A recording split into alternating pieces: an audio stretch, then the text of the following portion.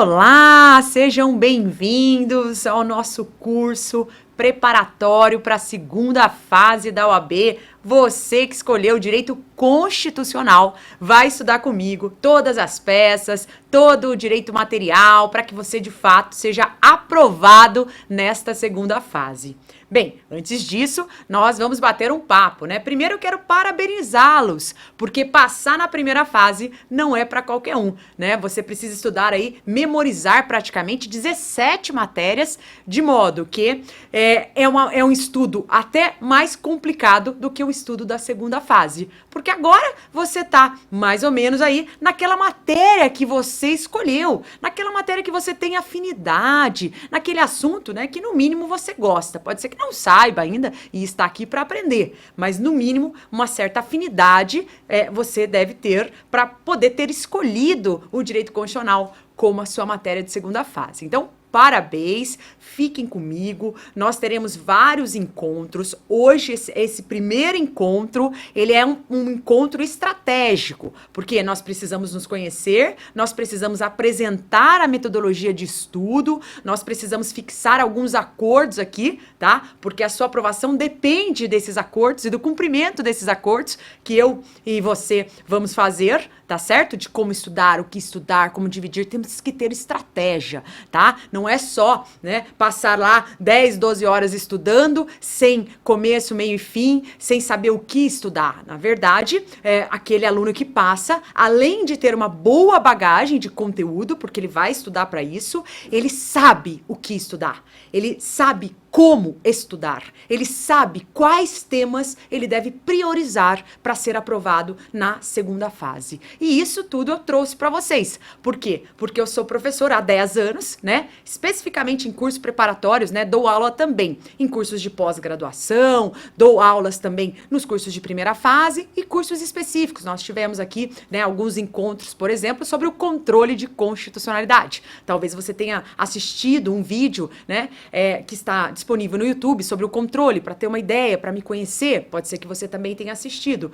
Então, nós trabalhamos, né, em diversas áreas, mas o foco principal sempre foi exame de ordem, aprovação em exame de ordem, né? Tanto é que eu tenho participação em diversas obras jurídicas, mas as obras que têm maior relevância, por exemplo, né, que está lá na 14ª edição, que é o Como Passar na OAB, 5.000 questões comentadas lá da Editora Foco. Então, as obras, né, que sobressaem, elas dizem respeito ao exame de ordem. Por isso, nós fazemos esse trabalho específico, né, especializado. E é bom que você tenha escolhido estudar aqui comigo para sua aprovação na segunda fase.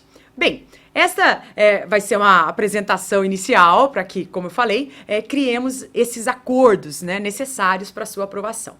Então, a primeira coisa que eu quero conversar com vocês é a seguinte: nós vamos fazer uma prova e precisamos conhecer o que é que o examinador costuma perguntar. Quais são os temas? Quais são os assuntos dentro do direito constitucional? O direito constitucional, nós sabemos que é o alicerce de todo ordenamento jurídico, né? Todo ordenamento deve submissão à Constituição, ao texto constitucional. De modo que os assuntos mais importantes do nosso país, eles são tratados pelo direito constitucional. Mas veja, não são todos esses assuntos que o examinador questiona na sua prova. Ele tem uma pré-direção, né? Ele escolhe alguns assuntos que ele reputa como mais importantes, né? O direito constitucional como todo é muito importante, mas o examinador escolhe alguns assuntos, tá? E obviamente que nós vamos focalizar a nossa atenção, ou ao menos destinar mais tempo ao estudo destes assuntos, dos assuntos que o examinador considera como assuntos extremamente importantes para a segunda. E como é que ele mostra isso? Como é que ele demonstra que aquele assunto é importante?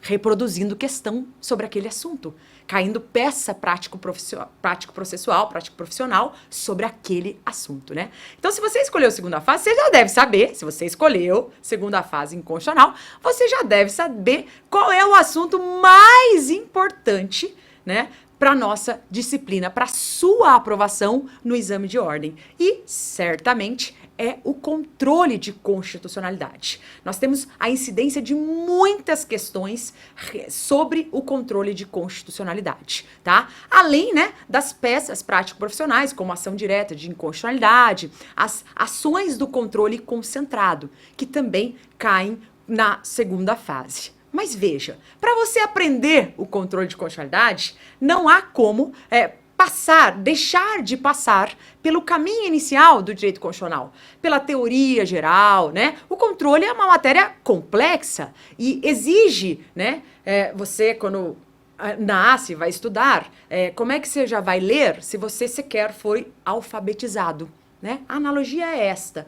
Você precisa de um alicerce, de uma teoria geral, do estudo dos direitos e garantias. Você precisa dessa base para que, ao final, você esteja maduro o suficiente para compreender os detalhes do controle de constitucionalidade. Mas, obviamente, que serão várias aulas destinadas a este tema, porque é o tema mais recorrente no seu exame de ordem, tá? Eu vou precisar dessa troca, eu vou precisar desse acordo, né, de que aqui a aula é um mero direcionamento. Você vai estudar em casa muito. Você vai assistir a aula, você vai ler o material, você vai estudar pela doutrina, você vai fazer os exercícios. Você precisa se comprometer comigo e com você mesmo, tá? Esta é a parte importante. Um compromisso com você mesmo de que vai fazer as peças. Vai enviar, né? Eventualmente, se você quiser depois contratar correção, enfim, vai enviar para a correção, vai fazer os simulados, vai fazer os exercícios, porque é só a prática, tá? Eu brinco com meus alunos, eu fui judoca, né? Antes de ser professora, fui até pro Japão representando o Brasil, conto para meus alunos, né? E como, né? Eu era a melhor? Nunca fui a melhor. Mas eu tinha a ideia de que o treino leva, né, ao êxito. E aqui é a mesma coisa. Quanto mais peças você fizer, mais chance, quanto mais questões dissertativas você responder, mais facilidade você terá no dia da prova. É o treino que leva à aprovação, é a repetição. Veja, não a repetição aleatória de alguém que não sabe estudar. A repetição naquilo que mais cai, com técnica, com estratégia. E eu tô aqui para ensinar para vocês essa estratégia, este caminho que leva à aprovação. Mas eu preciso que você faça a sua parte.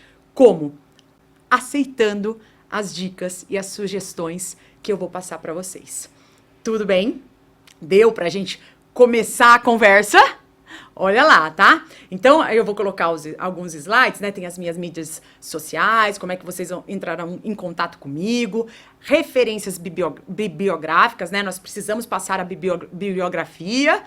Hoje você vê. Ó, o que mais que nós vamos colocar, né? As questões que mais caem, os temas. Então, essa aula inicial para depois a gente já entrar no conteúdo, tá? Teremos aulas de direito material e de peça, aulas de prática, tá? As duas coisas, porque vocês sabem, na prova, né, embora todos os alunos queiram peça, nós temos aí 5 pontos destinados às questões. E se você não acertar, né, dificilmente você será aprovado. Então, nós precisamos estudar os dois assuntos de forma paralela e, ao mesmo tempo, de forma conjunta. Nós não vamos ter só peça e só direito material. Não. Nosso curso, nós vamos ver peça, matéria, né? Vai ser sempre um equilíbrio entre os assuntos, entre o que estudar, tá? E não é só peça ou só direito material. Nós vamos estudar direito material, vamos colocá-lo em prática, vamos fazer uma peça sobre aquele direito material estudado, vamos resolver questões subjetivas sobre aquele direito material estudado. Entenderam? Porque, veja, não adianta ficar com a técnica sem a prática. Eu preciso entender, né, um determinado assunto e saber como o examinador pergunta esse assunto para saber se de fato eu sou capaz de responder, de dissertar sobre aquele assunto. Tá bom? Tudo bem até aqui? Então vamos lá para o nosso primeiro slide, né? Que eu deixo aí para vocês as mídias sociais que vocês podem me encontrar. Então no Instagram vocês vão encontrar lá Profa Bruna Vieira, né? Antigamente era professora, era por extenso, e aí sugeriram para eu abreviar, que ficava mais fácil para vocês encontrarem. Então, Profa Bruna Vieira, pode seguir no Instagram, deixarei algumas dicas lá, conversaremos lá então diretamente pelo Instagram. Tem uma página no Facebook, que é a página profissional. Volta aqui para mim um minutinho, só para eu explicar essa questão do Facebook. O meu Facebook pessoal, ele já está esgotando, né? Tem uma quantidade máxima lá de 5.000, e eu não quis fazer, não tenho a intenção de fazer outros perfis individuais. Então, agora o foco é a página, tá? Que é a página específica destinada aos alunos. Tá? Então, é ideal que vocês curtam a página do Facebook. Pode até, não tem problema, eu tenho muitos alunos no meu pessoal, mas já acaba perdendo um pouquinho o foco. Então, se vocês curtirem a página, vocês vão ter um foco específico para vocês, que diz respeito, né, a material, a cursos, tá? Descontos, dicas, revisões. Então, é ideal que vocês curtam a página, tá? O que mais? Olha lá. Eu tenho publicações, né, livros, pelas editoras Foco e Saraiva, tá? Volte para mim. Coloquei as duas aí, né? Na verdade, são participações em alguns livros da editora Foco e da editora Saraiva. Tem um pela editora Saraiva, em que eu escrevi Direito Internacional, e 31 pela editora Foco. Participações, tá? Participações. Inclusive, um livro de segunda fase de prática constitucional, que eu vou sugerir aqui na bibliografia, tá? Mas a maior parte das publicações é pela editora Foco. Eu fui aluna do professor Vander, talvez vocês conheçam, o professor Vander Garcia, procurador do município em São Paulo, né? E ele quem é um mentor, quem criou a editora Foco, e eu fui aluna dele, e nós estamos juntos aí há quase 10 anos também. Então, a maior parte das publicações sai pela editora Foco, que é com quem eu tenho amizade, né? Quando eu tenho mais afinidade. Tá? Inclusive lá, qualquer livro que vocês queiram comprar pelo site da Editora Foco, vocês conseguem comprar com desconto, utilizando a minha senha de desconto, que é Professora Bruna, tá? Professora Bruna. Então você vai lá, simula a compra no site da Editora Foco e coloca lá, né, na hora do pagamento, para finalizar, Professora Bruna, que é a senha de desconto. Depois eu vou fazer um slide específico sobre isso, mas também não é para agora, porque no máximo que você vai adquirir lá vai ser, eventualmente, um vadimeco, um livro de segunda fase, né? Alguma coisa assim, tá? Mas, por enquanto, é melhor a gente focar no que realmente tem relevância para esta primeira aula, que é toda essa apresentação e todo esse contato inicial com vocês. Bem, olha lá para o segundo slide. A apresentação do curso. O que nós vamos estudar no nosso curso? Aulas sobre o direito material. E aí, vamos estudar a teoria e a aplicação na resolução das questões. E também teremos aulas de prática constitucional, em que estudaremos a teoria e as peças. Teremos ainda dicas de redação forense, teremos simulados, pode voltar aqui para mim. Teremos resolução de simulados, tá? Teremos aulas de revisão também, para reforçar o conteúdo, tá? Então vai ser sempre assim. Nós vamos esgotar o conteúdo peça, peça, peça, peça, peça, ou direito material, direito material, direito material. Não é esta a ideia, tá? A ideia é nós estudarmos o direito material, tá? Até porque a peça prático profissional, ela vale 5 pontos. Vocês sabem disso, né? Vale 5 pontos, tá? Ela vale 5 pontos. Desses 5, mais ou menos 2 pontos, ou 2,5 pontos, eles dizem respeito a uma tese, a fundamentação jurídica. E quem não conhece o direito material, quem não conhece os artigos, quem não tem o vadimeco mapeado, e nós vamos ensinar você a fazer isso, mapear o seu vadimeco, né? Grifar as palavras-chave, grifar os princípios, grifar os pedidos, as peças, os assuntos mais importantes. Nós teremos aula específica para isso, mas quem não tem essa ideia vai encontrar dificuldade, né? Então nós temos aí as peças, né? A aula de direito material, né, para você entender o assunto, depois a aplicação, né, de uma peça prático profissional relacionada, por exemplo, aula de direitos e garantias fundamentais. Nós precisamos estudar isso aí, aparece na prova. E aí vamos estudar as garantias, os remédios constitucionais. Qual é o remédio constitucional que mais cai na prova da OAB? Você já sabe, mandado de segurança. Você escolheu o constitucional, você já deu uma olhadinha nas provas anteriores.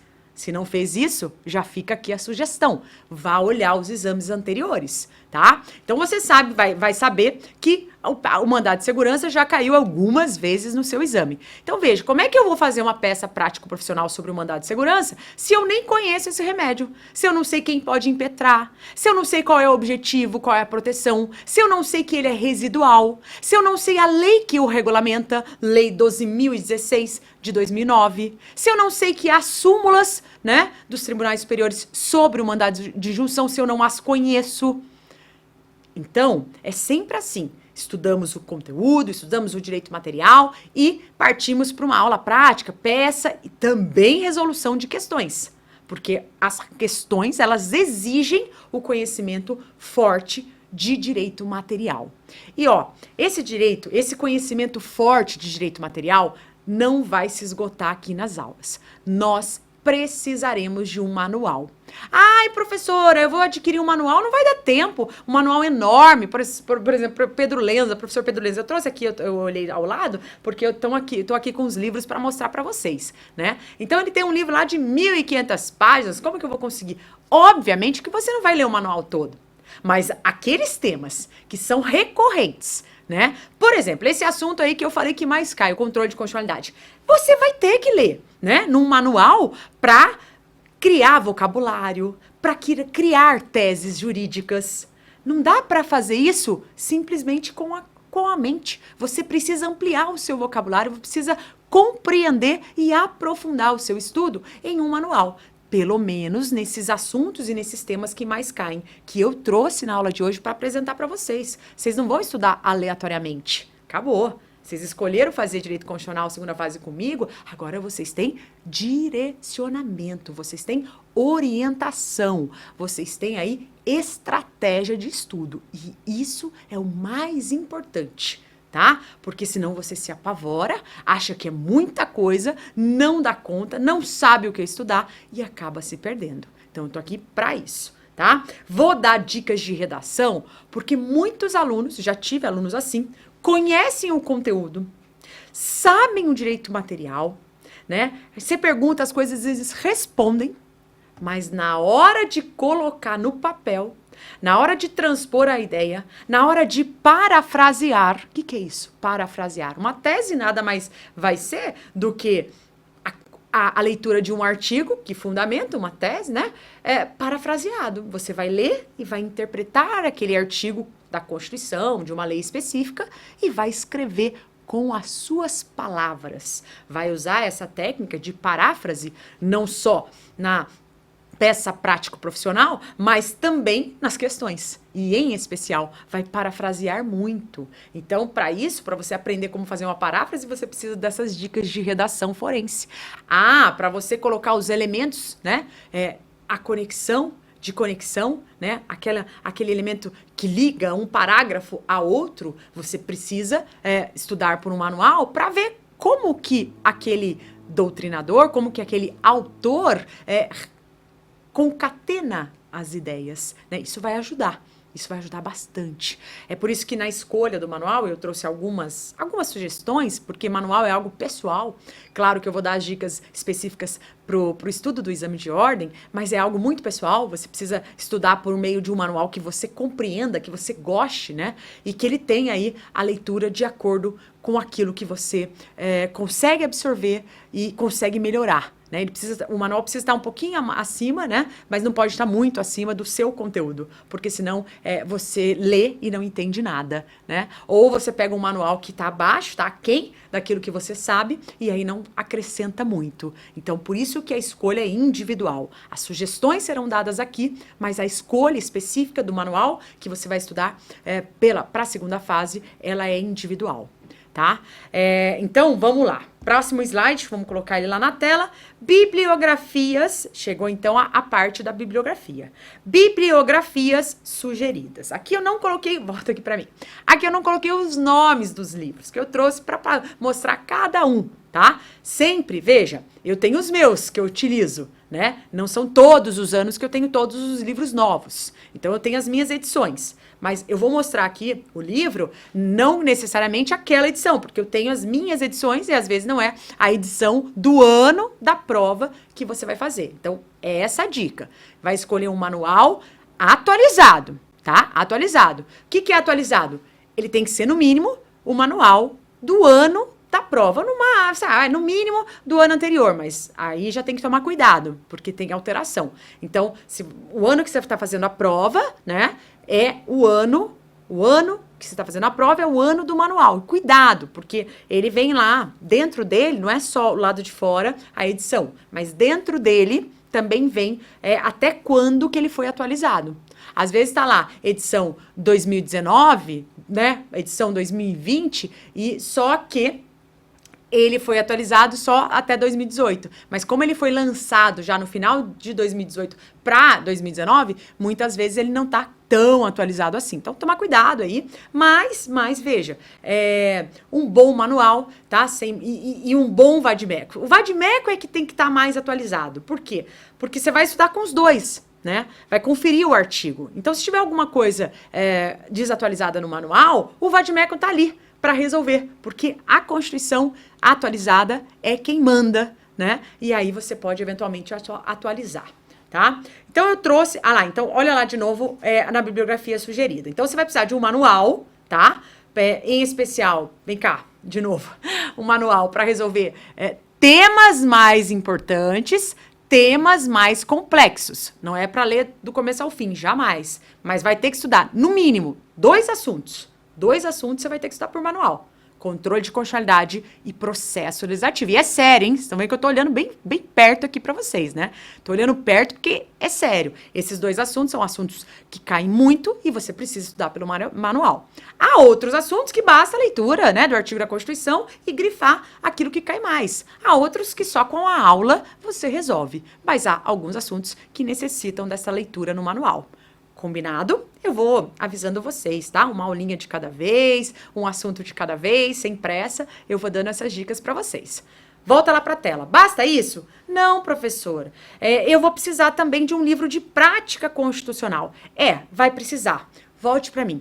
Eu vou trazer alguns modelos de peças aqui na nossa aula. Mas eu sugiro que você adquira um livro de prática constitucional, porque assim, você pode comparar ali aquele modelo que eu trouxe com de algum outro autor que você goste, para que você chegue no seu modelo de peça. Veja, peça também é algo individual. A forma de escrever, você tem uma estrutura básica, fundamental, que você tem que se enquadrar para ser aprovado. Por exemplo, a sua peça, ela tem que bater com aquilo que vem no espelho, com um padrão de resposta feito pela GV. Tem que bater lá, certo? Isso é uma estrutura básica. Agora, os detalhes da peça, eles são individuais, né? E é bacana que sejam, até para não ficar algo copia e cola totalmente. Não, você tem a sua individualidade, tá? Deve ser explorada essa sua individualidade. Mas um detalhe, você vai sempre treinar uma maneira, né? Então, por exemplo, lá nas garantias constitucionais, eu falei para vocês que o mandado de segurança é a peça das garantias que mais caem, certo? Então, você vai ter um padrão estrutural do mandado de segurança. Esse padrão será aplicado quando da elaboração, da feitura dos demais remédios constitucionais. Nós vamos apenas ajustar detalhes, mas o padrão, gente, é assim, ó. A casa boa, bonita, é aquela que tem, né? Qual que é o alicerce? O que vale é o alicerce. Os detalhes não levam você à reprovação. O que pode fazer com que você seja reprovado é uma falha no alicerce, no ponto estrutural. E isso nós resolvemos por meio do treino de uma peça base para cada grupo de peças. Nós vamos ver hoje que temos pelo menos 3 grupos de peças, tá? 3, só para vocês terem uma ideia aqui, garantias constitucionais, os remédios, as ações constitucionais, as ações do controle, né? Os recursos e as iniciais, coloquei aí 4, mas basicamente isso, nós vamos ver cada um, calma, tá? cada um com detalhe. Mas você precisa de uma estrutura central de cada peça, de cada grupo, pelo menos. Porque depois é usar aquela mesma com adaptações, com especialidades. Tá certo? Então é assim que se estuda, tá? Parece difícil, mas não é. E eu tô aqui para resolver naqueles momentos de dificuldade, tá? Você não vai caminhar sozinho, não. A sua aprovação reflete o meu trabalho. O maior pagamento que um professor pode ter, né? De fato, é a aprovação. Este é o melhor pagamento. E por isso que eu faço questão de andar de mãos dadas com você nesse caminho, às vezes um pouco tormentoso, né? Chamado segunda fase. Mas volta aqui para nossa tela, porque senão a gente acaba falando muito. Olha lá, você também vai precisar de um vade-mecum. Eu sugiro da Riddell, tá? Volta aqui para mim. Por que você tem que ser, professora, o da Riddell? Tem que ser? Não tem nada. Aliás, aqui no curso, né? Nós estamos fazendo uma prova de constitucional e aí você vai até alegar para mim. Ninguém é obrigado a fazer ou deixar de fazer, senão em virtude de lei. E é isso mesmo. Tudo aqui é sugerido. Mas é uma sugestão mais ou menos assim, ó. A sugestão é mais ou menos assim. Você vai pular de paraquedas, você é aventureiro, né? É sugerido que você, ao pular, acione. É sugerido que você acione, né? O dispositivo que abre o paraquedas. Então, as sugestões aqui na nossa aula são mais ou menos assim. É sugerido que você utilize o da Riddell. Por quê? Ele tem mais remissão. Ele tá, pro direito constitucional, ele é o melhor. Nós já vimos os outros. Os outros são bons? Tem vários bons. Pode usar qualquer um. Mas saiba que o melhor para a prova de constitucional é o da Riddell. Então fica essa sugestão. Porque vai que cai um assunto, né, que não tem remissão em nenhum vade-mecum. Ah, tá, mas no da Riddell tem. E aí você perde uma questão. Imagina perder uma questão porque não encontrou a resposta no vade-mecum? Não. Isso para mim é inadmissível, né? Isso para mim é muito doloroso. Não escolha o caminho mais difícil. Escolha o caminho certeiro, o caminho que leva à aprovação, tá bom? Então é por isso que eu deixo aí a sugestão. Bem, então agora eu vou mostrar para vocês cada um dos livros, tá? Primeiro é sobre o livro, o manual, tá? Em relação ao manual, o primeiro que eu vou indicar para vocês é um livro que eu gosto muito, que é esse aqui, ó, que chama Direito Constitucional Descomplicado. Já começo gostando do nome, né? Eu não gosto de nada complicado. Aliás, uma das minhas características, né, como professora e talvez qualidade, seja esta: tentar simplificar ao máximo, tentar descomplicar.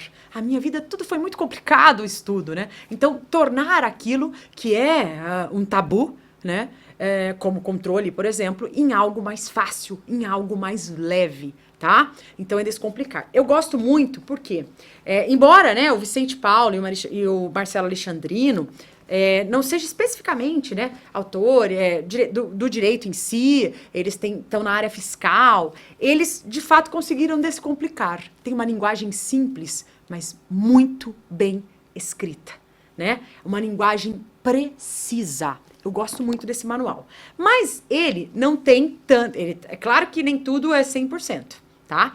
Eu gosto muito, mas ele não é completo, né? Ele não tem toda a jurisprudência, todas as decisões, né? Ele falha um pouquinho nisso. Eu gosto da linguagem dele, a forma de escrever e a simplicidade, a forma de explicar. Os exemplos são exemplos fáceis, né? E aí aprende também português, porque eles escrevem muito bem. Escrever bem não é escrever com palavras eruditas, querer complicar. Escrever bem é conseguir passar a ideia, passar a mensagem de forma clara e objetiva. O detalhe é que eles são professores, como eu, de curso preparatório. Então, obviamente, muita coisa aqui tem a ver com aquilo que eles ensinam. E essa linguagem falada, ela é sim mais simples do que a linguagem escrita. É claro que aqui tem toda a técnica, tá? Aqui não tem nada de erro e que eventualmente possa te prejudicar, não. Agora, se você quer uma coisa mais completa, aí nós temos um clássico, né? Que é o livro de Direito Constitucional Esquematizado. Veja, também tem um nome sugestivo. Esquematizado, do professor Pedro Lenza. Pedro Lenza, tá? A edição é a edição do ano da sua prova, sempre assim, edição do ano da sua prova. Direito Constitucional Esquematizado. É um livro enorme, né? Enorme, nós temos aí 1.525 páginas, não há tempo de ler tudo, mas aqueles assuntos mais importantes podem ser estudados. O bom do Lenza é que ele é um clássico, né, é um livro que tem tudo de jurisprudência, né, tem decisão ali, então ele não vai pecar no conteúdo, a quantidade de coisas, né, mas talvez a linguagem não seja tão prazerosa, no meu caso, né, do que a do Marcelo Alexandrino e do Vicente Paula. Aí temos aquele, assim, nível mais, né, complexo e tal, embora seja, é um clássico, né, José Afonso da Silva, curso de Direito Constitucional Positivo, tá? Eu não acho que para essa segunda fase talvez possa ser um pouco tormentoso estudar pelo José Afonso, mas eu deixo ele aqui porque ele é clássico, ele é maravilhoso, e talvez temas pontuais, né, possam ser analisados por meio deste livro, tá? Além desse, né, desses aí que eu sugeri, nós temos o livro do professor Gilmar Mendes, tá? Ministro do Supremo. Temos também o do professor Alexandre de Moraes, também ministro do Supremo, tá? Temos alguma coisa do Barroso, enfim, temos várias obras, mas eu fico com essas indicações para que vocês cheguem até a livraria, leiam parte do livro, para ver o que vai efetivamente adaptar para o seu estudo, tá? Volta lá, então. Deixa eu voltar aqui o slide. Opa, acabou passando. Não, isso não. Que mais? Um livro de prática. Então, volta aqui para mim para eu falar de livro de prática. Antes disso, eu trouxe 3 livros de práticas para indicar. Ah, professora, quantos livros? Trouxe 3 livros de prática para indicar, né? Quantos livros? É para você escolher, para você ter opção. Livro é uma coisa muito individual que vale muito a pena você folhear antes, tá? Não pega só o primeiro que indicaram, não. Vai lá, escolhe, né? Talvez essa escolha tenha bastante relevância na sua aprovação. Porque um livro que você gosta de ler é um livro que você vai estudar mais. Um livro que você lê e já não entende nada e não gosta, certamente você vai deixar de lado, né? E aqui você não pode deixar de lado nada. Você está na segunda fase. Lembra disso. Falta pouco para virar advogado. Vamos lá? Então, livro de prática, eu vou indicar primeiro o livro de um amigo meu, do Marcelo Galante, professor também, como eu, professor Marcelo Galante, tá? Ele tem um livro bem bacana de prática, ele coloca as peças, né? Tem aqui questões também, tá? Tem esquemas, ele é todo esquematizado, então fico aqui. Tem muitas coisas da minha aula que eu extraí aqui do professor Marcelo Galante, tá bom? Temos também um livro, que vocês talvez conheçam, da professora Natália Masson, tá? Que é minha colega lá na Editora Foco. Também tem publicações pela Editora Foco. Então, a professora Natália Masson também é uma professora de Direito Constitucional na segunda fase. Ambos, veja, os livros de prática que eu estou indicando são livros feitos e escritos por professores de segunda fase de Constitucional. Existem vários livros de prática. Mas veja, nós estamos fazendo a prova de segunda fase em Direito Constitucional. Então, é ideal que você estude por um livro feito, escrito por professores de segunda fase de Direito Constitucional. Então, eu deixo aqui a sugestão do livro de prática da minha colega Natália Masson, também outros autores, mas ela é aí a autora principal, tá, deste livro. Inclusive, algumas coisas também, enfim, nossa aula, ela tem uma mistura, né, de toda a pesquisa de todas as doutrinas das pessoas que atuam nisso, dos melhores, né? E, né, claro que eu não poderia deixar de indicar o meu livro, em que eu participo, né? Claro, né? Senão também não seria. Então, o que eu participo é esse aqui. Como passar na OAB. Prática constitucional e administrativa. Aqui tem constitucional e administrativo. Claro que nós vamos estudar a parte de direito constitucional, tá? Mas ele é um único livro com essas duas disciplinas. O livro que tem, né, coordenado pelo professor Wander Garcia. Então, sou eu, o Wander, a Tereza Mello, ambos procuradores, tá? E eu e a Ariane, tá? Somos os autores deste livro. Também temos as peças, tá? Todas resolvidas, temos as questões, temos a divisão aqui, né, dos assuntos relevantes, temos os pontos do edital que são importantes tá? Temos aí as questões resolvidas, temos dicas, né, de como estudar, tá? Então, vale muito a pena, tá bom?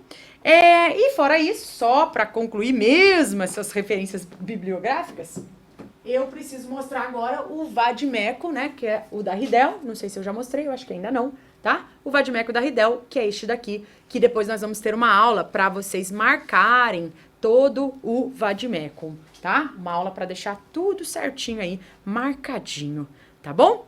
Bom, vamos agora para a parte importante. Quais as peças que já caíram na prova da UAB? Quais e quantas vezes cada peça caiu? Nós fizemos aqui a junção de todas as provas dos exames unificados, tá? Tem outros dos exames unificados em que todas as provas em que o direito constitucional se fez presente, né? Na minha época, por exemplo, eu fiz a prova em 2004. Eu me formei em 2004, no final de 2004, e fiz a prova de dezembro e fui aprovada, né? Na primeira, graças a Deus, consegui aí esse êxito. E aí, na segunda fase, em janeiro, e lá naquela época eu fiz direito penal. Não tinha direito constitucional como matéria de escolha. Então, aqui, obviamente, nós temos uma análise dos exames unificados e que em que já havia a presença, tá, do direito constitucional como matéria de segunda fase. Então, quais foram as peças abordadas em todo esse período, tá? Vamos lá para a tela. Olha lá, primeiro, o que mais caiu na prova? Mandado de segurança, falei para vocês, né? Volte aqui para mim. O mandado de segurança já apareceu 6 vezes na segunda fase. 6 vezes. Veja a importância de você aprender uma boa estrutura, né, desta peça, porque além dela servir de base, de alicerce para a elaboração das demais peças relacionadas às garantias constitucionais, ela já apareceu muitas vezes. Pode aparecer de novo? Pode. Eu venho aqui dar dica, eu venho aqui falar para vocês o que eu acho, qual peça que vai cair. Não, eu não venho falar isso, eu venho preparar vocês para passarem com qualquer peça. A ideia aqui é essa. Não é aqui fazer jogo de adivinha, não.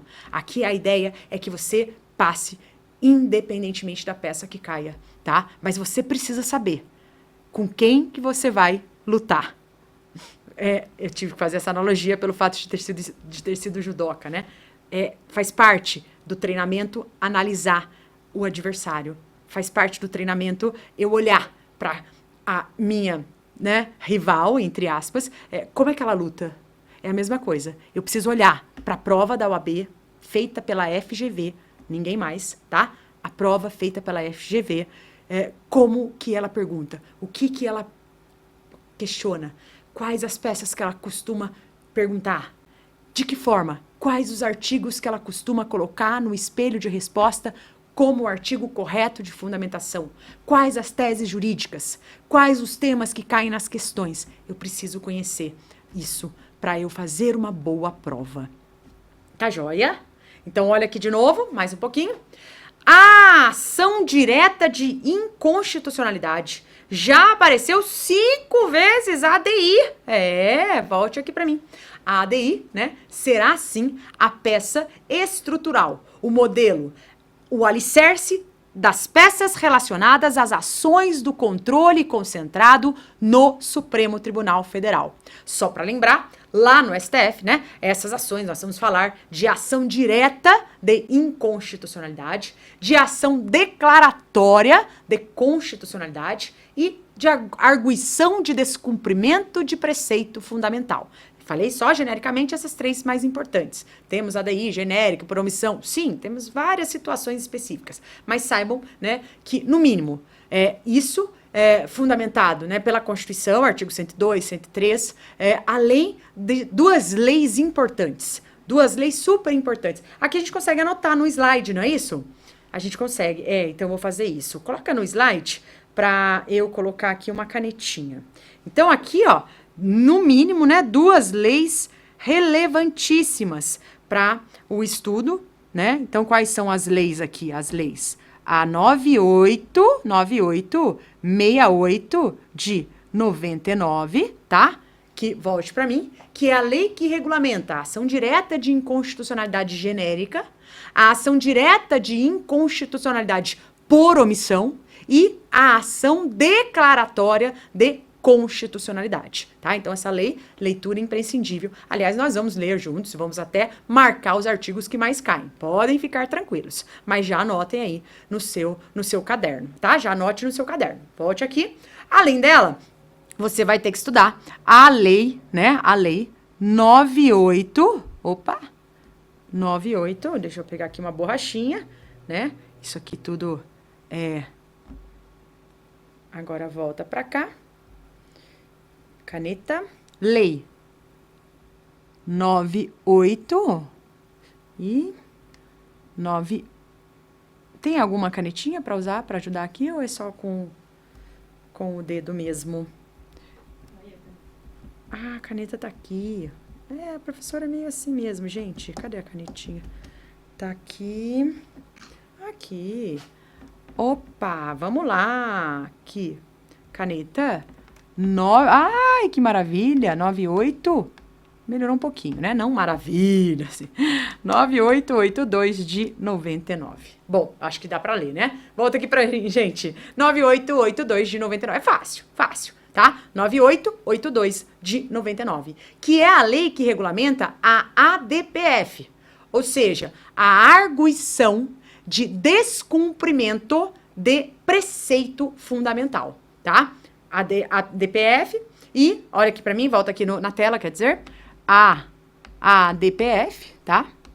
A ADPF, você já sabe, e de cima a ADI e a ADC, tá? Mas, voltando pro que interessa, além disso, o que mais que nós vimos que já caiu, né? Então, falamos do mandado de segurança, falamos das ações do controle, em especial aqui a ADI, a ação popular. Volte para mim. A ação popular, né, ela é muito interessante também, uma ação que só pode ser proposta pelo cidadão, né, é uma forma que nós temos de exercer a democracia direta, só sabemos, né, que nós temos democracia direta e indireta, todo poder emana no povo, você sabe disso, né, que o exerce diretamente ou por meio de representantes eleitos, por meio do voto, né? A gente elege alguém para esse alguém nos representar.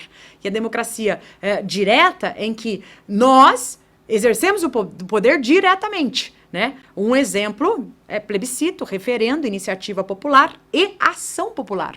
Então, ela visa anular um ato lesivo ao patrimônio público, moralidade administrativa, meio ambiente. Ela tem muita força, essa ação, tá? E ela já apareceu na prova, tem peculiaridades e ela já apareceu 3 vezes. Então, precisaremos estudar com cautela a ação popular. Volte lá para a tela. Também precisaremos estudar o recurso extraordinário, que já caiu 3 vezes na sua prova também, tá? E estudaremos uma inicial, né? A inicial de procedimento comum, que já apareceu 2 vezes. É uma inicial que nós vamos estudar com detalhes aqui. Sobre os recursos, também precisaremos conhecer o ROC, né? Que é o recurso ordinário constitucional. ROC, recurso ordinário constitucional, que já apareceu 2 vezes na sua prova. Estudaremos ainda a ação civil pública. Cai sempre? Não, apareceu uma vez, mas precisamos conhecê-la, porque tudo que já caiu, volte para mim, tudo que já caiu pode cair novamente. Essa é uma regra básica, tá? Em OAB, em concurso público, regra juvenil.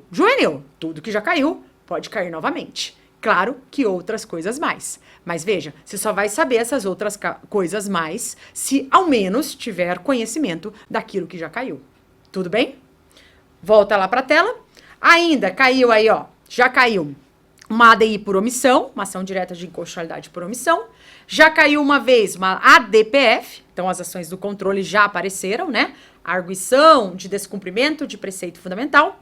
Caiu também o mandado de injunção coletivo, né? Volte para mim.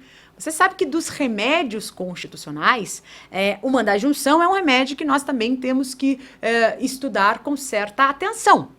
Porque o mandado de injunção, ele foi regulamentado recentemente. Não tão recente, mas de todos os remédios, ele é o que tem a lei mais nova.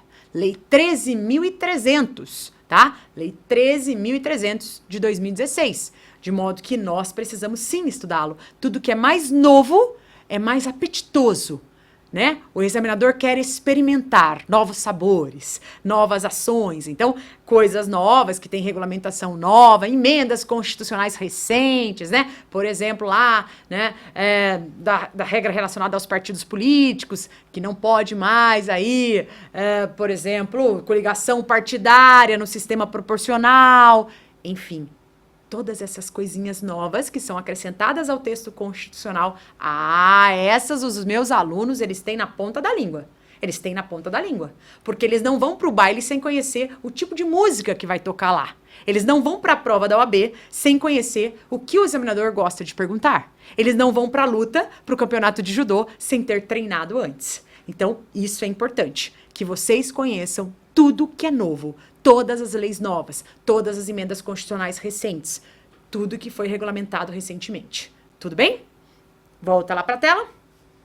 Já caiu também uma vez o mandado de segurança coletivo. Caiu uma vez o habeas data, né? Então, esses 3 são remédios. Uma vez o recurso de apelação e caiu um parecer, tá? Então, tudo isso, volte para mim. Essas são, basicamente, as peças que já apareceram, tá? As peças que já apareceram na sua prova. Peças que já apareceram na sua prova, tá? Mas presta atenção.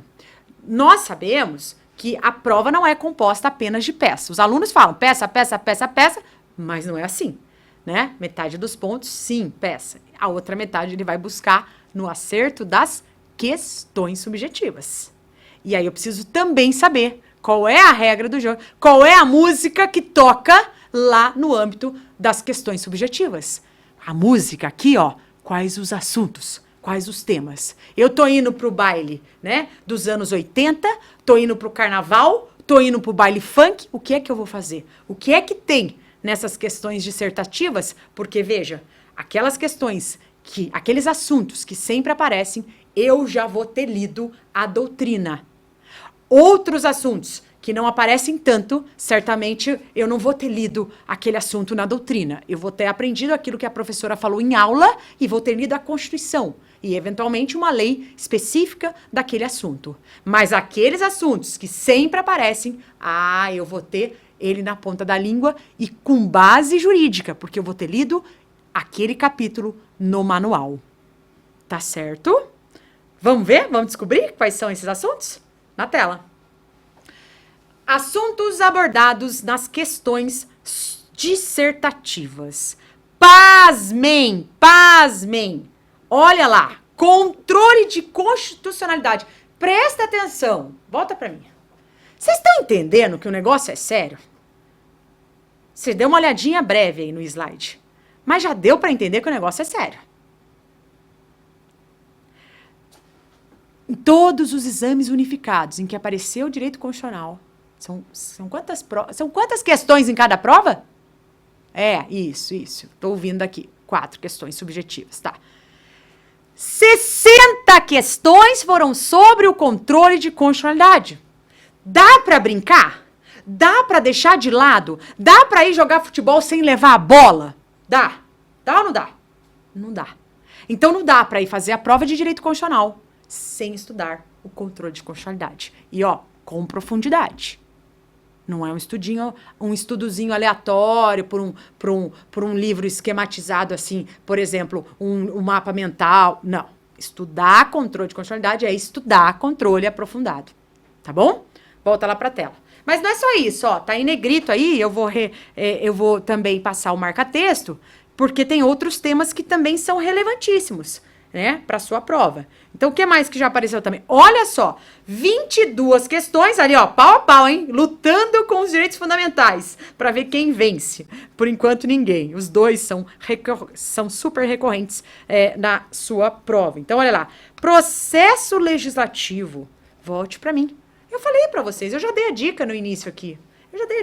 O processo legislativo caiu 22 vezes. Dá para brincar? Não dá, tem que conhecer, né? O que é processo legislativo? Aquele trâmite, aquele procedimento formal e solene previsto na Constituição e nas normas, né? Para elaboração das leis. Procedimento este, que se não for observado, e aí veja, já está relacionando controle com processo legislativo. É assim que aparece na prova, tá? Não aparece processo legislativo puro e simples. Não, ele vem relacionado com controle. Por quê? Porque se aquelas regras, né, que são fixadas para a criação de uma norma jurídica não forem observadas, certamente isso vai gerar inconstitucionalidade. E como é que eu vou resolver o problema da inconstitucionalidade? Utilizando um instrumento que a Constituição traz para proteger a Constituição, para assegurar a supremacia do texto constitucional. Qual é esse instrumento?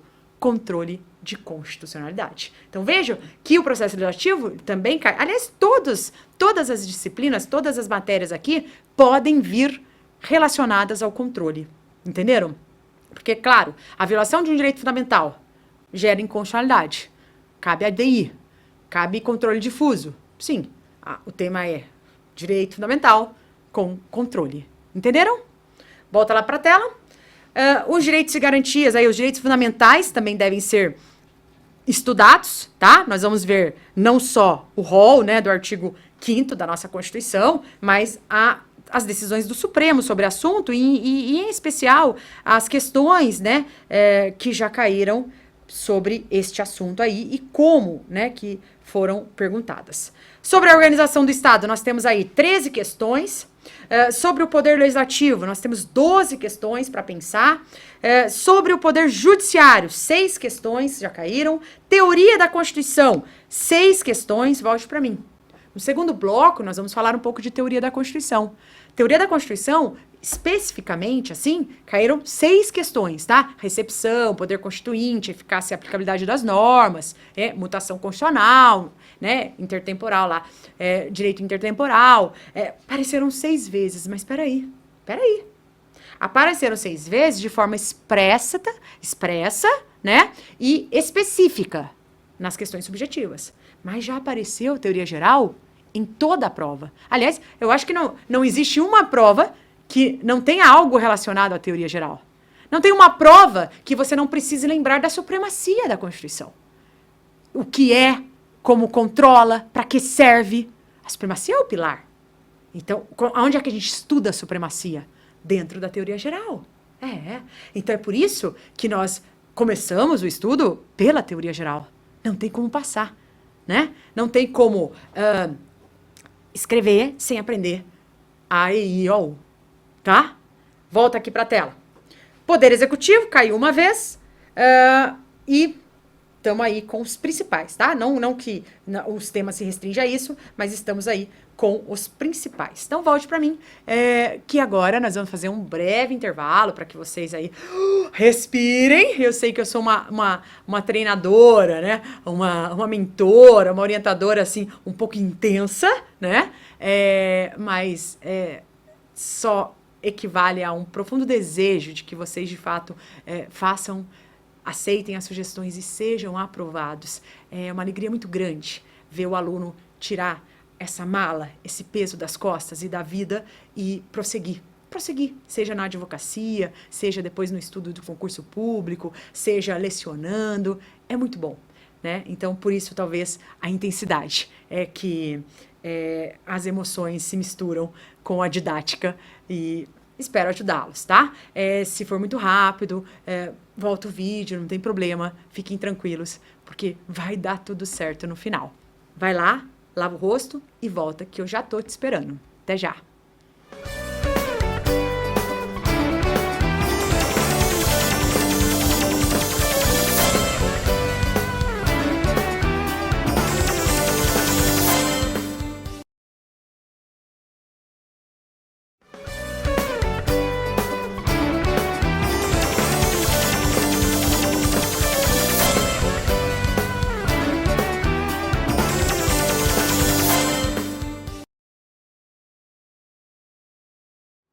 Olá, meus alunos! Estamos de volta com Direito Constitucional, segunda fase OAB. Bem, agora nós vamos entrar na análise do direito material, do conteúdo de teoria geral. Aquele alicerce que nós já combinamos que vamos criar, vamos agora fixar, sedimentar sobre a teoria geral para conseguirmos avançar nos demais assuntos, tá? Quais são os principais temas dentro da teoria geral que são abordados na segunda fase da OAB em Direito Constitucional? Vamos lá para a tela? Ó, dentro da teoria geral, já apareceram questões, e esse tema também já caiu nas peças práticas, né? Sobre recepção, sobre mutação constitucional, sobre normas constitucionais, né, formal e materialmente constitucionais, sobre eficácia e aplicabilidade das normas constitucionais, então deixei aí dentro do mesmo item, porque tem a ver com normas constitucionais, sobre o poder constituinte e questões relacionadas à estrutura da Constituição de 88. Vamos lá, aqui, começar o seguinte. Com a entrada em vigor de uma nova Constituição, o que é que acontece com a Constituição antiga, né? Primeiro, só para lembrar que nossa Constituição, ela detém supremacia, está no ápice do ordenamento jurídico brasileiro, o direito constitucional, a Constituição é o fundamento de validade de toda e qualquer norma jurídica, né? Mas, eventualmente, pode surgir uma nova Constituição. E ainda que aquela Constituição antiga tivesse valido por anos e tivesse fundamentado diversas normas jurídicas por anos, ela, a partir do momento que entra em vigor uma nova Constituição, a antiga é totalmente revogada. Totalmente revogada. Ocorre que não havia apenas a Constituição antiga. Existiam também normas infraconstitucionais, leis, decretos, né, regulamentos, enfim, lei complementar, lei ordinária, estava tudo lá, né? Se essas normas infraconstitucionais, veja, se elas se fundamentavam, se elas encontravam aí o seu fundamento de validade na Constituição antiga, significa dizer que a partir do momento que a nova Constituição revogou por completo a Constituição antiga, a abrogação, revogou por completo a Constituição antiga, né? As normas infraconstitucionais, perderam o seu fundamento de validade, certo? Certo. E aí, essas normas também foram totalmente revogadas com a entrada em vigor de uma nova? Não. Você que escolheu a segunda fase inconstitucional já sabe que não. Essas normas, elas podem ou não terem sido recebidas, recepcionadas. Então, o que basicamente o fenômeno da recepção faz? Recebe as normas infraconstitucionais antigas, né, criadas na vigência da Constituição antiga, então, ou antes dela, não tem problema, né, mas tem que ser antes da entrada em vigor da nova Constituição. Então, ele recebe essas normas antigas, desde que haja compatibilidade material. O que é isso? Desde que o conteúdo dessas leis não viole o conteúdo trazido pelo novo texto constitucional. Então a recepção, primeiro conceito, se preocupa com o conteúdo, não com a forma. Isso é bacana. Recepção se preocupa com o conteúdo, não com a forma. O que isso quer dizer? Quer dizer que nós já tivemos no nosso país os chamados decretos-leis, em que o presidente criava, né? Era como se fosse uma lei criada pelo presidente, o decreto-lei. A Constituição de 88 proibiu a edição de decretos-leis. Mas tinham vários antes da Constituição de 88. Nós acolhemos ou não? Nós recebemos ou não esses decretos? Para saber a resposta, na época, né, ainda hoje, né, a gente olha o conteúdo do decreto. Porque se o conteúdo do decreto-lei em nada viola o conteúdo da Constituição de 88, certamente esse decreto está em vigor. Esse decreto foi recebido pelo texto constitucional. Um exemplo aí, o Código Penal. Agora, existiam expressões, existiam artigos, existiam assuntos no Código Penal, que é super antigo, que eram incompatíveis com o texto trazido pelo Constituinte de 88. O texto escrito lá no dia 5 de outubro de 88, Constituição que completou 30 anos, né? A nossa Constituição. Declaração de Direitos Humanos completou 70 anos e a Constituição no ano de 2018, né? Declaração de Direitos Humanos no final, em dezembro, completou 70 anos e a Constituição Federal de 88 completou 30 anos no dia 5 de outubro de 2018. Olha que interessante, né? Muita coisa no nosso texto constitucional advém da Declaração de Direitos Humanos, tá? É bom vocês saberem disso, tá? Porque aí você amplia, né? Você amplia a possibilidade de teses jurídicas melhores, mais fortes. Mas vamos ao que interessa, estamos falando de recepção e aí vamos ficar nesse assunto agora. Bem, então veja que a recepção, qual é a fixação agora do conteúdo, se preocupa com o conteúdo da norma e não com a forma. Então não importa que era decreto-lei. Se o conteúdo não colide com o texto constitucional, ele será recebido. E será recebido como? Porque, professor, não tem mais decreto-lei. Como é que ele vai ser recebido? Se eu quiser alterar o Código Penal, processo legislativo vai observar quais regras? Ele será recebido com a nova roupagem dada pelo novo constituinte. Entenderam? Então, veja. Direito penal é tratado por lei ordinária. Então, esse decreto-lei, Código Penal, foi recepcionado com nova roupagem, né? Com status. Não que vai mudar ali, não é isso. Mas com status. Ele foi recebido com status de lei ordinária. Ou seja, todas as mudanças, e foram várias, né, que sobrevieram em relação ao Código Penal, essas mudanças observaram o processo legislativo, as regras relacionadas ao processo legislativo das leis ordinárias. Tranquilo? Ficou claro isso? Ótimo. O que mais que nós vamos... Bora colocar na tela o slide. Esses são os itens interessantes sobre a recepção, porque itens já abordados pelo examinador, né? O conceito, né, recebe as normas infraconstitucionais editadas, né, antigas, com a entrada em vigor de uma nova Constituição, as normas antigas infraconstitucionais antigas são recebidas pela nova, desde que haja compatibilidade material. É isso, né? A incompatibilidade material tem a ver com conteúdo, né? E esse outro assunto, não recepção versus aí revogação. Volte para mim. Até agora eu falei que aquelas normas, né, que estiverem de acordo com o texto constitucional ou que estavam de acordo com o texto constitucional lá em 88, essas normas foram recebidas. E aquelas que não estavam de acordo, aquelas que eram incompatíveis, aquelas cujo conteúdo não entrou em acordo, né, com o texto constitucional. Por exemplo, a expressão lá da definição de mulher honesta, né? A mulher virgem, enfim, incompatível com o texto constitucional que diz lá que homens e mulheres são iguais perante a lei. De modo que não dá para diferenciar, né, o que é mulher honesta, enfim.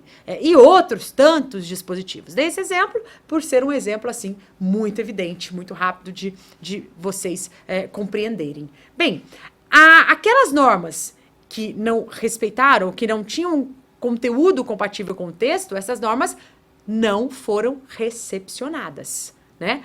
E se elas não foram recepcionadas, significa para nós que elas não têm mais aplicação, que elas não têm mais validade no ordenamento jurídico, ou seja, elas foram revogadas. Detalhe, elas foram revogadas. Por que eu falei assim, revogadas entre aspas? Porque, veja, só lei revoga lei. Só Constituição revoga a Constituição. Tecnicamente é isso. E eu estou dizendo que a Constituição revoga a lei? Não. É que a não recepção de algo equivale à revogação. O efeito prático daquilo não vamos mais aplicar. Aquela norma que é incompatível com o texto, não há mais razão para aplicá-la. Portanto, a não recepção equivale à revogação. E você precisa conhecer, porque o examinador já trouxe as duas expressões em questões subjetivas. Eu até trouxe as questões, algumas, para a gente finalizar a aula sempre, né? Ou pelo menos, na maior parte das vezes, nós finalizaremos as nossas aulas com a aplicação prática daquilo que foi estudado. Seja numa questão subjetiva, seja numa peça prático-profissional. Mas eu acredito nesse modo de estudar, de ensinar, que é teoria e prática, teoria e prática, teoria e prática. Tá? Não acredito. Teoria, prática. Prática do quê? Já esqueci, professora. Já esqueci o que foi visto no início. Não há mais tempo, né? Já não dá mais. Não. Eu estudo, entendo e confiro por meio da resolução de um exercício. Será que eu entendi mesmo? Porque parece tão evidente, mas a hora que eu li a questão eu não entendi nada. Então isso aqui vocês não vão ter aqui. Porque nós vamos ler, estudar, compreender e praticar. Tá certo? Volta para a tela, né? Tempo rege o ato, então é o tempo da edição da lei aí que vai definir, né? Você sabe disso. Inconstitucionalidade formal superveniente, volte para mim. Também um tema relevante que nós vamos falar sobre uma questão. Na parte de controle, nós vamos falar disso. Mas no nosso ordenamento, nós não admitimos a tese da inconstitucionalidade formal superveniente, tá? O exame da análise da recepção, da compatibilidade de uma norma, né, sempre se dá em relação a uma Constituição antiga, né? Então, nós não podemos dizer que a lei, né, se torna inconstitucional. Ela é ou não inconstitucional desde a sua origem, desde o seu nascedouro, desde que esse nascedouro, né, seja após o texto constitucional. Então, a análise do controle concentrado em ADI, por exemplo, é só para leis criadas depois de 5 de outubro de 88, tá? Ele não admite que nós... a propositura de uma ação direta de inconstitucionalidade em que vamos questionar uma lei de 75, por exemplo. Não há essa possibilidade. Há meio de fazer controle concentrado, o único meio que nós vamos conhecer na aula de controle, que é a DPF. A DPF. Arguição de descumprimento de preceito fundamental. Ela comporta a análise de uma lei anterior à Constituição, se ela é ou não compatível com o texto, né? Se ela foi ou não recebida, se ela foi ou não recepcionada. A única das ações do controle concentrado que comporta isso é a ADPF, Arguição de Descumprimento de Preceito Fundamental. Mas existe outra forma, professora, de fazer esta análise, de controlar essa constitucionalidade?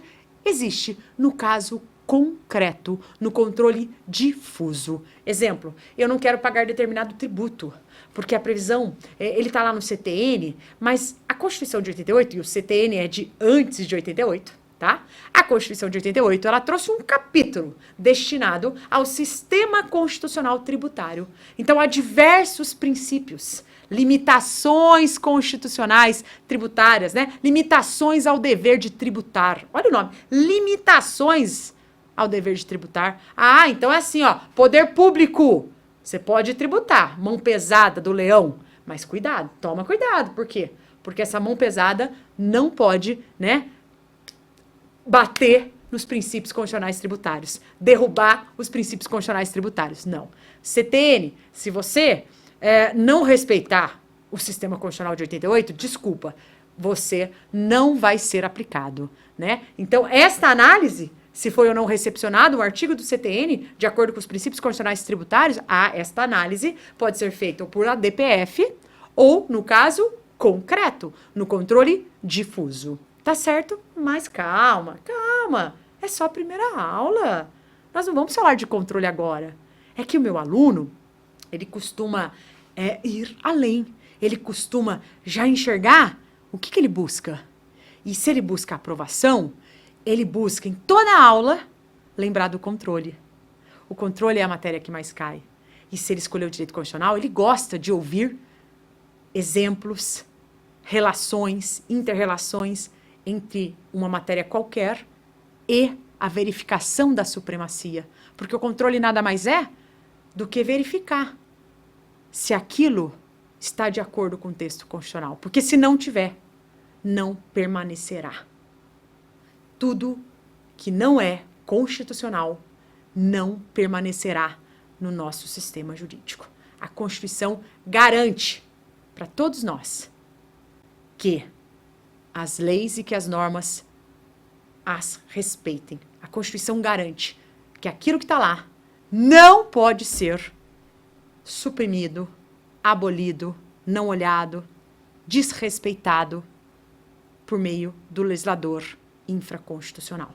Tá certo? Volta lá. Também sobre recepção, né? Tem a questão relacionada às normas da Constituição pretérita, tá? E que nós vamos falar também por meio aqui da resolução de um problema, tá? Vamos fazer o problema e depois eu volto para mais alguns assuntos da teoria geral.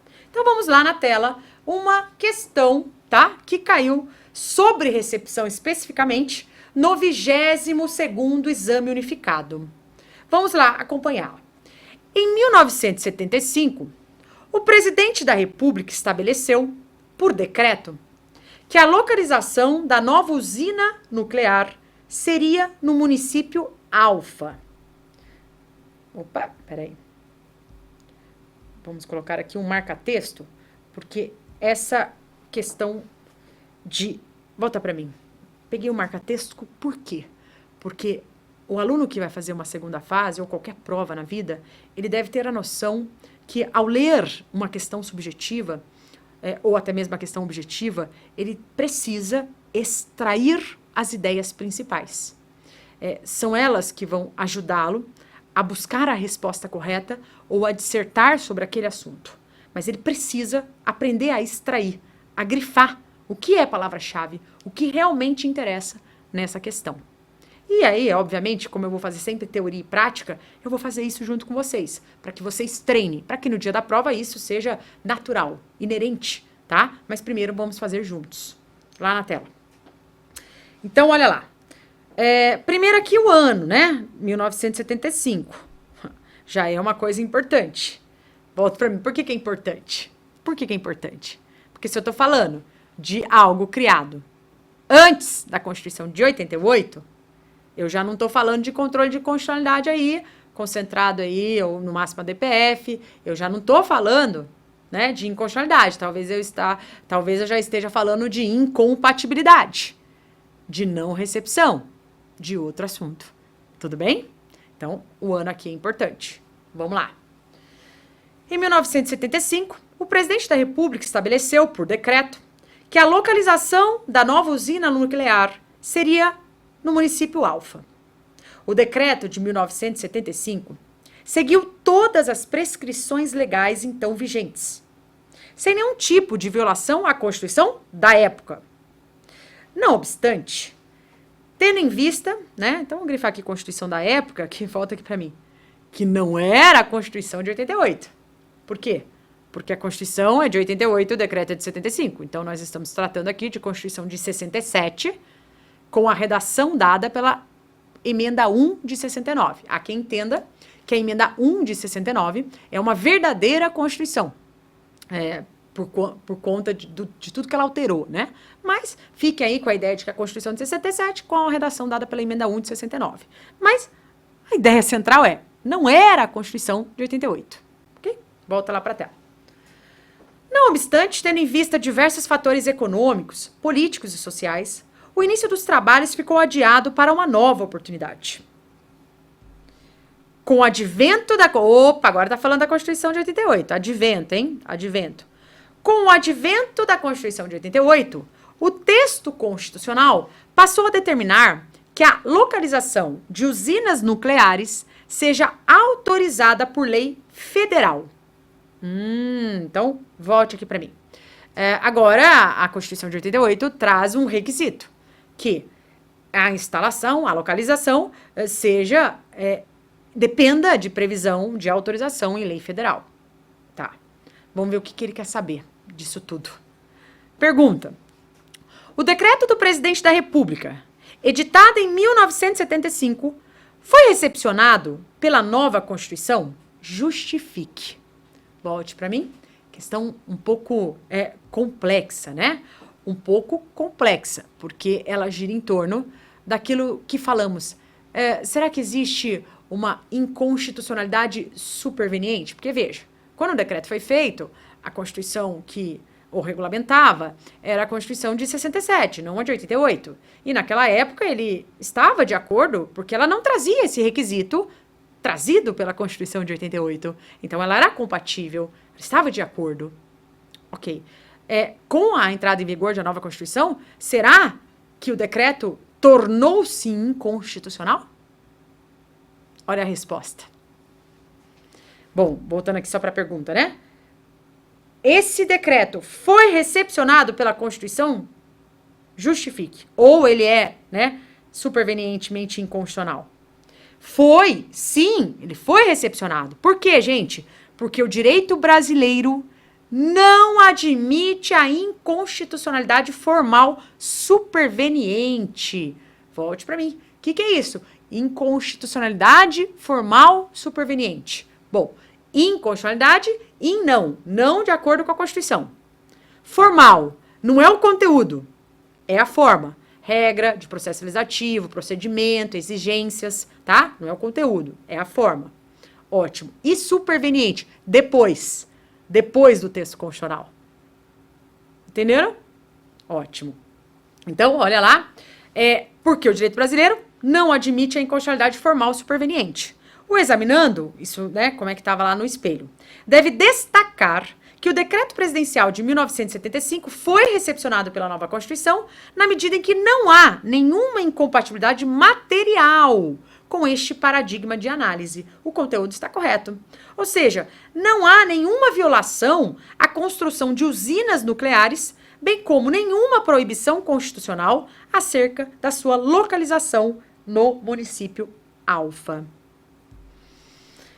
Portanto, a inexistência de incompatibilidade material, conteúdo, entre a nova ordem constitucional e o decreto presidencial indica que este ato normativo foi recepcionado pela nova Constituição. Volte para mim. A recepção não se preocupa com a forma. Lembra a frase que eu pedi para vocês anotarem? Primeiro conceito de recepção? A recepção não se preocupa com a forma. Ela só se preocupa com o conteúdo. E por que o tema aqui recepção? Porque a lei é de 1975 e a Constituição de 88 é de 1988. Tá certo? Lá na tela. No direito brasileiro, o fenômeno da recepção analisa tão somente a compatibilidade material perante a nova Constituição, não importando a forma do ato normativo. Daí, a inexistência, a não existência de inconstitucionalidade formal superveniente.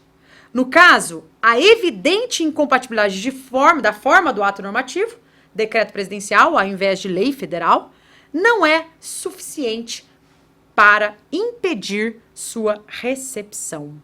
Volte para mim. Não importa, porque na época o decreto era um instrumento processual constitucional, ou seja, estava de acordo com a Constituição em que foi criado, tá? Mas, para vocês já conhecerem a prova, as questões não vêm assim só, não. Elas se desmembram. Letra A, letra B, letra C. Por isso que aqui é treinar para guerreiros, né? Eu não treino atleta meio a boca, não. Eu quero treinar aquele que vai para entrar para final, tá? Então, veja que nós temos que aprofundar. O assunto é um pouco complexo, mas uma vez aprendido, a aprovação virá, tá? Então, vamos ler agora a letra B? O que o examinador perguntou? Olha lá a letra B. O presidente da República pode, por decreto presidencial, alterar a localização da usina nuclear para o município beta no lugar de alfa, justifique. Olha só, cuidado. Não põe ainda não, gabarito. Volta aqui pra mim. Opa, já viram lá, né? Vocês são espertinhos, já olharam, né? Presta atenção. Será que o presidente da República pode, por decreto presidencial, alterar a localização da usina nuclear? Presta atenção. Quando a recepção, ela não se preocupa, falei pra vocês, ela não se preocupa com a forma, com o conteúdo. Mas veja, se ela recebe aquilo, e aquilo, hoje, é tratado com outra roupagem, ela recebe o decreto como lei, com a nova roupagem. De modo que qualquer alteração daquilo que foi recebido, essa alteração deve se submeter às regras relacionadas ao processo legislativo daquela nova roupagem. Se era um decreto e foi recepcionado como lei, só pode ser alterado por meio do processo legislativo da lei. Lei ordinária, lei complementar. Entenderam? Então a resposta, gente, é que o decreto, né, não pode alterar. Porque a Constituição de 88, ela diz, para alterar tem que ser lei. Mas era, na época, foi recepcionado com nova roupagem. Vamos lá para a tela. Resposta, gabarito comentado, tá? Não, porque o decreto presidencial de 1975 foi recepcionado pela nova ordem constitucional, acabei de falar, com um novo status de lei federal. Já que a norma infraconstitucional, que não contrariar materialmente a nova Constituição, será recepcionada, devendo, inclusive, adquirir a roupagem que a nova Constituição estabelece para a matéria que regula. Foi exatamente esse o caso do decreto presidencial de 75, que foi recepcionado com eficácia de lei federal, no que se refere à localização da usina nuclear, não podendo, portanto, ser alterado por outro decreto presidencial. Vote. Em consequência, a resposta é negativa, na medida em que seria necessária a edição de uma lei federal para autorizar a nova localização da usina do município Beta, nos termos do artigo 225, parágrafo 6º da Constituição da República Federativa do Brasil, de 1988. Volte aqui para mim. Tranquilo. Estamos indo bem. Ótimo. Larissa, me fale aí quantos minutos. Eu acabei me perdendo aqui de novo no cronômetro. Faltam 20? Ótimo. Tá, faltam 20. Então, dá tempo de abordar outros temas relevantes na questão de teoria geral. Então, agora eu vou falar de mutação constitucional. O que é isso, né? Vocês sabem que o Supremo Tribunal Federal é quem interpreta a Constituição, ele é quem guardeia a Constituição. Tanto é que ele é conhecido como o guardião da Constituição. Ele é conhecido como guardião, certo? Ele protege a Constituição, certo? Nós sabemos que nossa Constituição completou 30 anos. Veja, será que nós podemos interpretar a Constituição do mesmo modo, da mesma maneira que interpretávamos há 30 anos? É claro que não. Aliás, converse com alguém que tenha essa diferença de idade em relação a você. Fique algumas horas. Certamente haverá algum atrito, não uma confusão, uma briga, não nesse sentido, algum ruído, alguma situação em que as ideias não serão as mesmas, porque as gerações são outras, né? O pensamento, a cultura, o modo de vida, se for pensar lá atrás, nós não tínhamos internet. E a geração que já nasceu com tablet é outra história. A mesma coisa acontece com o texto constitucional. Embora ele tenha sido criado, pensado, para valer por muitos anos, há sim mudança, muitas vezes, da interpretação. Há sim maneira que a sociedade vive hoje, que talvez seja incompatível com o que a sociedade vivia há 30 anos, né? Vamos dar um exemplo. Antigamente, a questão das parcerias homoafetivas, né, elas eram escuras, elas eram escondidas, eram situações assim, havia muito preconceito ainda. E hoje isso vem sendo modificado, né? Então, por exemplo, no texto constitucional existe lá um artigo que fala casamento é aquele que ocorre entre homem e mulher, papapá, papapá. O Supremo teve que ajustar isso à nova sociedade. Teve que interpretar isso de acordo com os novos tempos e com a nova sociedade. Por quê? Porque não adianta nós termos uma Constituição linda e maravilhosa que não tem aplicação prática alguma. Por quê? Se eu tenho um texto constitucional que não corresponde aos anseios da sociedade, ele não serve para nada. Porque existem parcerias homoafetivas. Existem bens jurídicos, existem regime de bens, essas pessoas moram, vivem juntos, casam, compram coisas, adquirem bens, depois elas também brigam, elas se separam, elas se divorciam. E aí, as normas precisam regulamentar essas situações. Então não adianta eu dizer que, as regras do casamento eu só aplico para homem e mulher. Não tem essa conversa, não. Aí eu estou sendo hipócrita, porque eu estou negando a existência do que a sociedade. É claro que é sempre assim, a sociedade avança e as normas vão correndo atrás para tentar acompanhar a sociedade. Sabe assim, os crimes, né? Nós temos a definição dos crimes. E agora crimes pela internet. Cada vez mais que avança, Mas a lei tem que correr atrás, né? Ela nunca chega perto, ela nunca pega, ela aproxima, mas ela não chega. Porque enquanto nós já criamos lá o vírus, o hacker, enfim, a história de proteção do sistema bancário, eles já criaram outra situação e que aquela não vale mais, porque eles já conseguiram entrar por um outro caminho, enfim. Vocês entenderam, eu sei disso. Bem, tudo isso para inaugurar o tema mutação constitucional.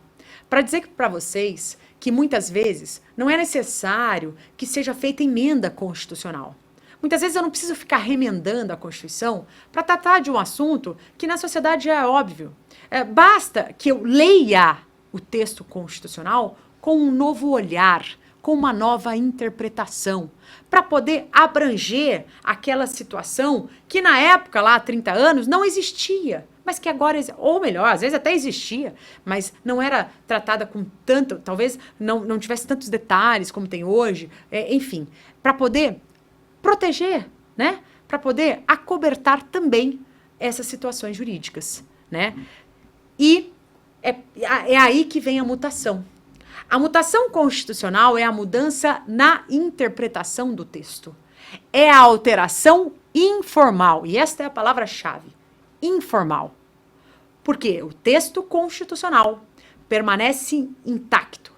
O que é modificado, o que é alterado, não é o texto, mas a forma de ler o texto, a forma de interpretar o texto constitucional.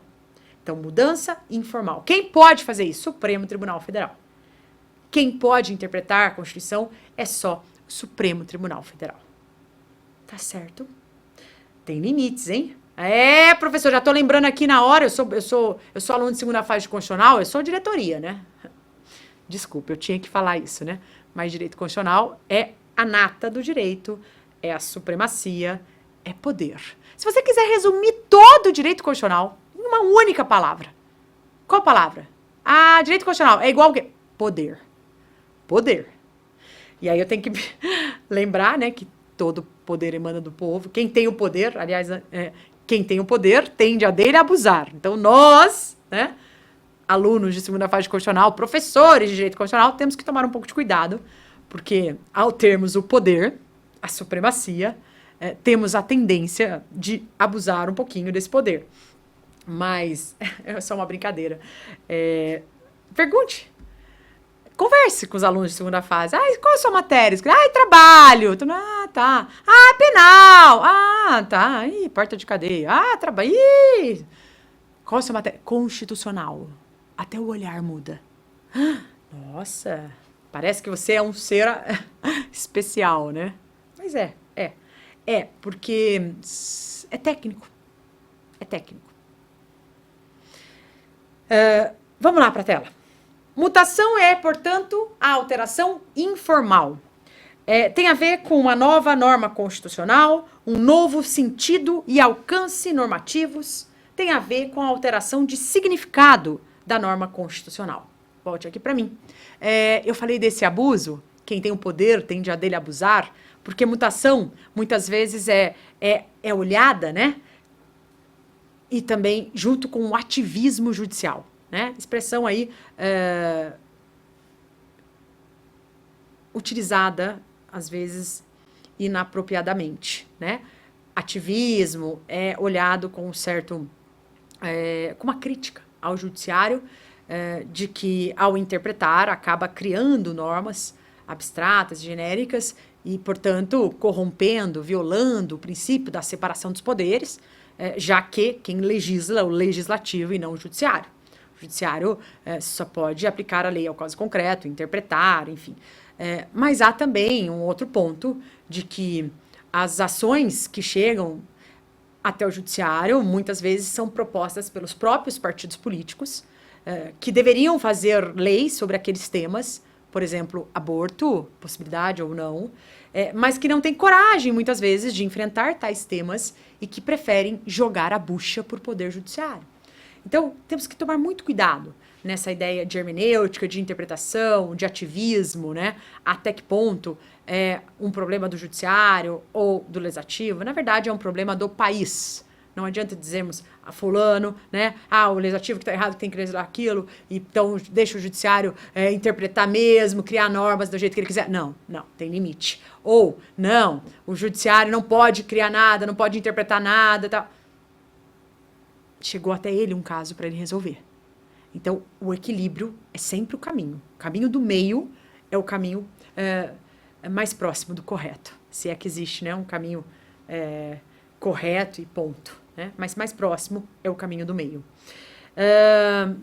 Falar para vocês de mutação, então é a mudança na interpretação e, eventualmente, né, o Supremo ele vai dar um novo sentido naquela norma, né?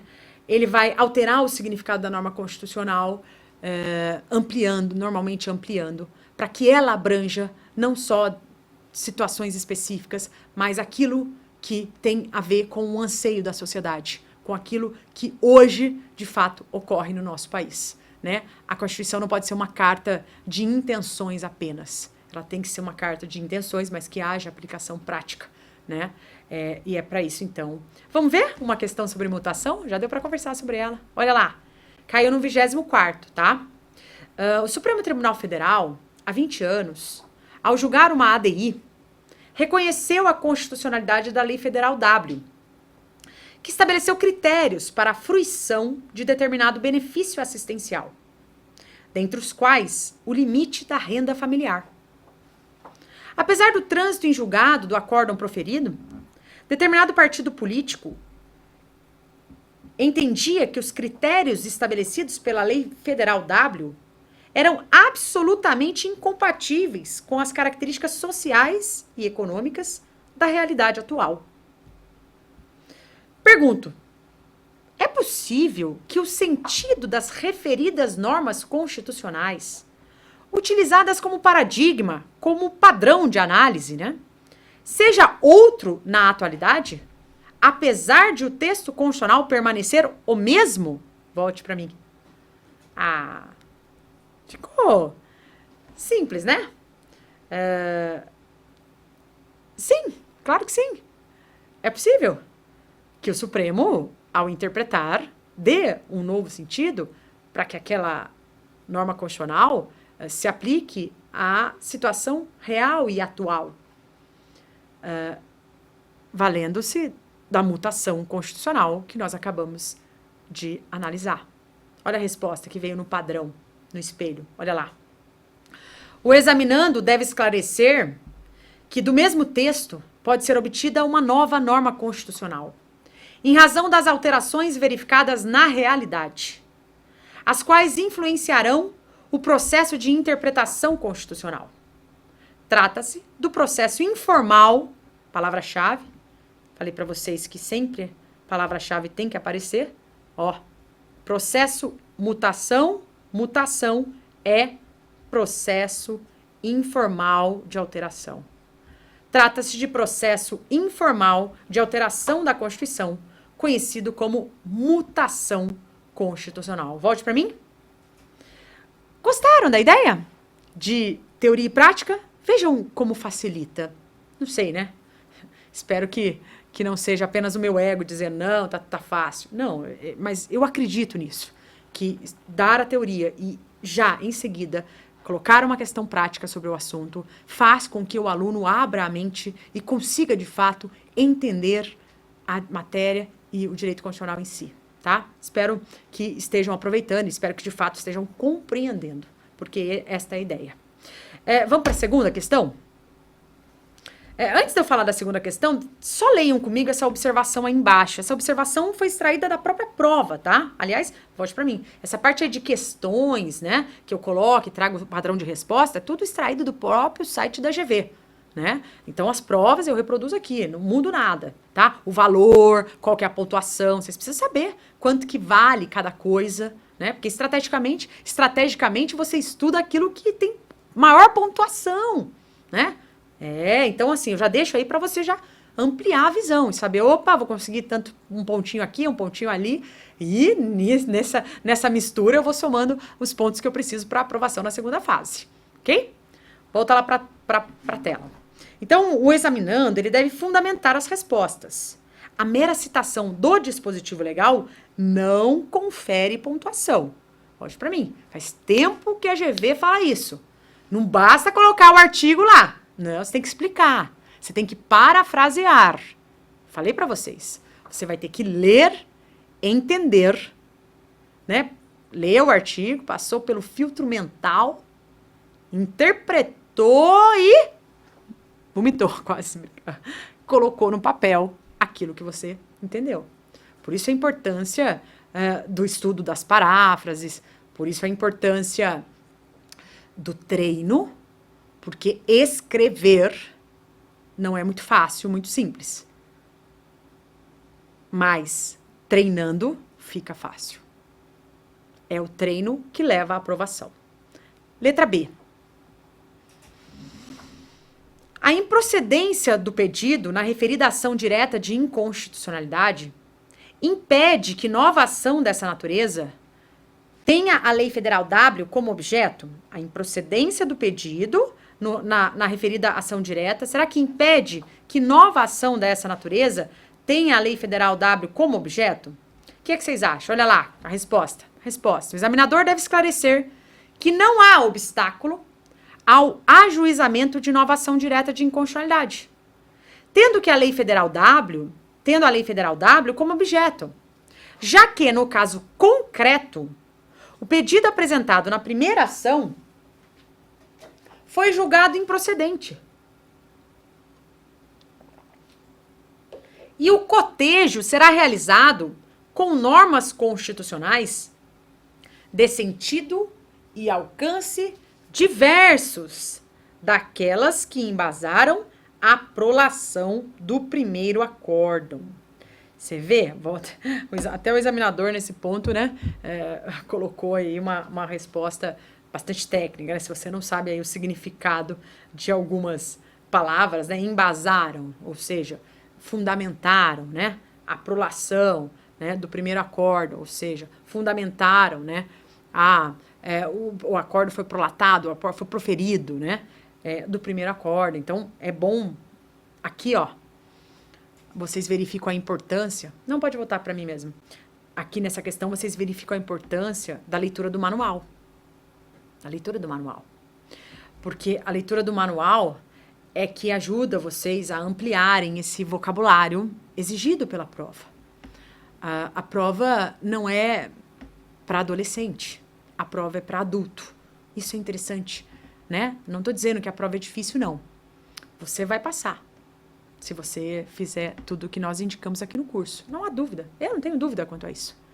Mas sempre lembre-se, a prova não é para adolescente, a prova é para adulto, tá? Então, olha lá a pontuação para vocês terem ideia como que isso foi selecionado, ó. Na pergunta A, o que ele considerou, né? Ela valeu de 0 a 75 pontos. E olha lá, a resposta era sim, né? Na questão da mutação, né? Do mesmo texto pode ser obtida nova norma constitucional. Isso já pontuava. Ou, né? O que pontuava também? Novo sentido e alcance normativo em razão das alterações verificadas na realidade. O que caracteriza a mutação. Então, veja, volta para mim. Você tinha que colocar duas coisas para ter a pontuação máxima. O conceito de mutação, a ideia do efeito da mutação, do mesmo texto pode ser obtida nova norma, né, na interpretação, e o nome do instituto, mutação constitucional. Se você colocasse tudo, você teria a pontuação máxima, tá? Por isso a gente sempre vai colocar tudo que a gente sabe. Volta lá para a tela. Na outra, a resposta era não. A improcedência da ADIM não impede o ajuizamento de nova ação, porque o cotejo será realizado com normas constitucionais de sentido e alcance diversos daquelas que embasaram o primeiro julgamento, tá? Então, para falar lá que não, né, não impede o ajuizamento, já levava 0,20, e falar que as normas constitucionais de sentido e alcance diversos, né, embasaram o primeiro, já ganhava mais 0,30, tá? Então, foi assim. Volte aqui para mim. Nós ainda temos temas da teoria geral para serem abordados, mas, obviamente, como nós já chegamos no final do nosso tempo aqui, destinado para esta primeira aula, nós vamos parar, até porque os temas foram densos e você precisa de um tempinho aí para refletir, para estudar, pegar o seu manual, conferir, para reler, talvez ouvir novamente E daqui a pouco, né, depois logo teremos a segunda aula e espero que vocês tenham gostado, que vocês tenham aprendido. A ideia é aprender, nem tanto gostar. A ideia é, deu para entender? Oh, que gostoso. Vou tentar fazer umas questões sobre recepção, sobre mutação. Vou dar uma olhada aí na prova.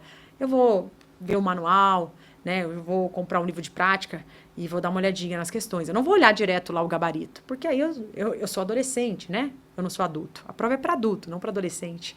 Né? Então, eu não vou olhar a resposta direto. Eu vou olhar a questão. Para quê? Para eu refletir, para eu pensar se possivelmente eu saberia responder, né? Pode ser que ainda não saiba, não tem problema. O gabarito está ali, você vai ler, né? Mas já vai começando a trabalhar o seu mental. Lembra que temos acordos, acordos de sucesso, acordos que levam ao sucesso. Ou seja, a aula é um direcionamento. A parte de vocês será feita em casa com um estudo assíduo e dedicado. Vai valer a pena, acredite. Um abraço e até a próxima aula.